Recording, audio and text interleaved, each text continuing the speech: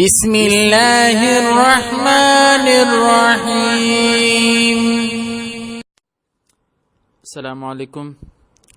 Islamic مسائل tube کے سبھی ویورز کو میرا سلام۔ امید کرتا ہوں آپ سب خیریت سے ہوں گے۔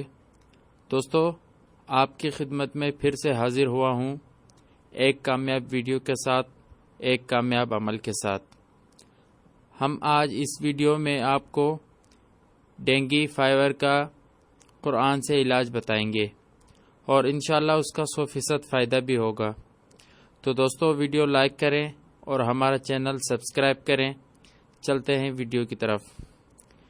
دوستو، ڈینگی سے پہلے تو بچنا چاہیے۔ صبح نماز پڑھتے وقت جیسے وضو کرتے ہیں تو اس ٹائم آپ نے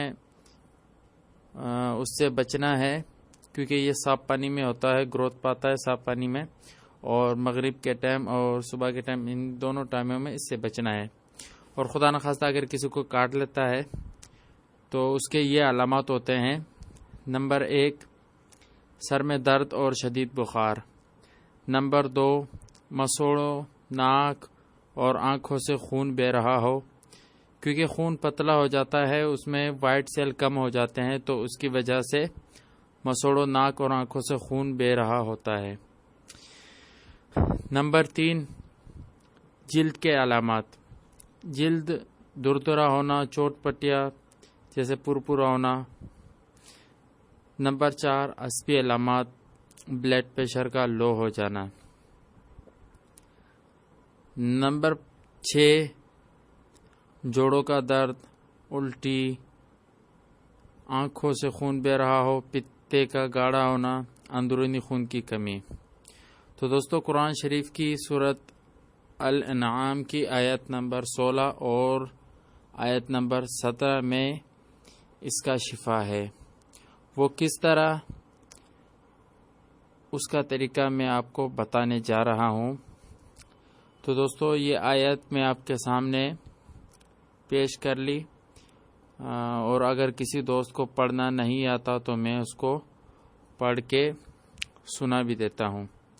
آیت نمبر 16 شروع کرتے ہیں۔ اعوذ باللہ من الشیطان الرجیم، بسم اللہ الرحمن الرحیم۔ وَإِن يَمْسَسْكَ اللَّهُ بِضُرٍّ فَلَا كَاشِفَ لَهُ إِلَّا هُوَ وَإِن يَمْسَسْكَ بِخَيْرٍ فَهُوَ عَلَى كُلِّ شَيْءٍ قَدِيرٌ وَهُوَ الْقَاهِرُ فَوْقَ عِبَادِهِ وَهُوَ الْحَكِيمُ الْخَبِيرُ۔ وَإِن يَمْسَسْكَ اللَّهُ بِضُرٍّ فَلَا كَاشِفَ لَهُ إِلَّا هُوَ وَإِن يَمْسَسْكَ بِخَيْرٍ فَهُوَ عَلَى كُلِّ شَيْءٍ قَدِيرٌ وَهُوَ الْقَاهِرُ فَوْقَ عِبَادِهِ وَهُوَ الْحَكِيمُ الْخَبِيرُ۔ دوستو، یہ میں نے آپ کے سامنے آیت نمبر 16 اور آیت نمبر 17 سورت الانعام کی میں نے آپ کے سامنے ان کا ورد کیا۔ اس کا طریقہ کار یہ ہے کہ یہ آیت آپ نے دونوں 21 مرتبہ اس آیت کو آپ نے پڑھنا ہے، اول آخر درود شریف۔ دوستو، آپ نے یہ عمل باوضو کرنا ہے اور پانی کو کسی مٹی کے برتن میں لیں اور وضو کر کے یہ آیت اول آخر درود شریف 21 مرتبہ اس آیت کو پڑھیں اور اس کے اوپر دم کریں، اور وہ پانی صبح شام جس بھی ٹائم مریض کو چاہیے ہوتا ہے، مریض کو وہی پانی پلاؤ، اور وہ پانی آپ کھانے کے برتن میں، جیسے کھانے کی کوئی چیز دے رہے ہو تو اس میں بھی آپ استعمال کر سکتے ہیں، اور مریض اس کا خود بھی ورد کرتا رہے۔ تو انشاءاللہ دوستو، اللہ تبارک و تعالی سے دعا ہے، انشاءاللہ آپ کو بہت فائدہ ہوگا، اور دوستو مجھے بھی دعاؤں میں یاد رکھیں انشاءاللہ۔